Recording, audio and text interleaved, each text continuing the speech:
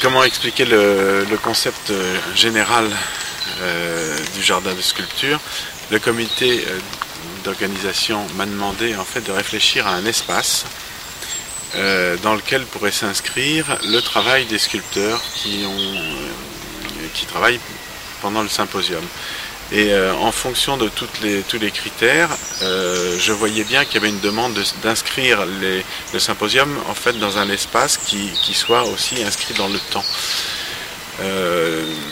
J'ai essayé de synthétiser un petit peu toutes les demandes et j'ai fait comme idée, j'ai eu l'idée de la ligne de crue, c'est-à-dire de la mer qui serait arrivée, d'ailleurs c'est arrivé il y a quelques millions d'années, serait arrivée et serait repartie. Et quand la mer arrive et repart, en fait, il y a une ligne de crue et tout le reste est comme nettoyé.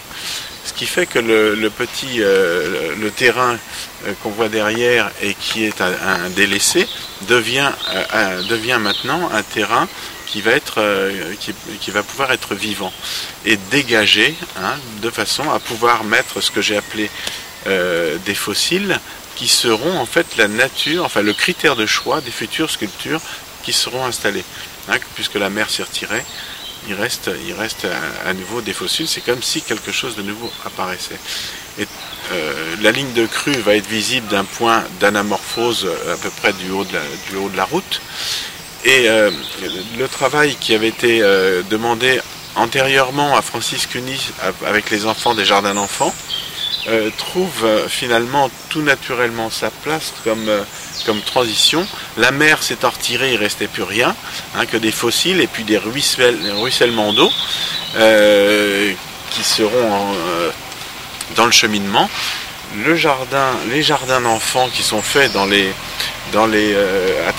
milieu des palissades circulaires, c'est un petit peu comme si c'était le regain fait par les enfants qui, à leur tour, après le retrait de la mer, après le déluge, si on peut dire, reprenaient la construction de jardins en terrasse, de cultures, voilà. Alors il y a toutes ces notions aussi dans le jardin qui forment transition.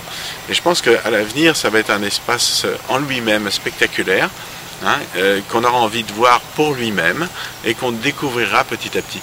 D'autre part, comme c'est un espace spectaculaire, il y aura aussi intégré dedans des espaces de projection qui seront faits par non seulement les arbres qui vont être blancs, donc qui attirent la lumière, mais aussi des écrans, plusieurs écrans de théâtre, des écrans qui vont être accrochés en fonction des spectacles, et derrière une sorte de scène qui permettra toutes sortes de spectacles vivants, mais aussi de création dont on n'a pas vu, dont on n'a pas encore vu les possibilités, parce que je pense que c'est un équipement qui permet d'inventer d'autres sortes de spectacles.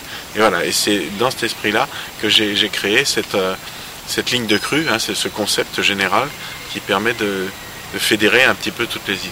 Voilà.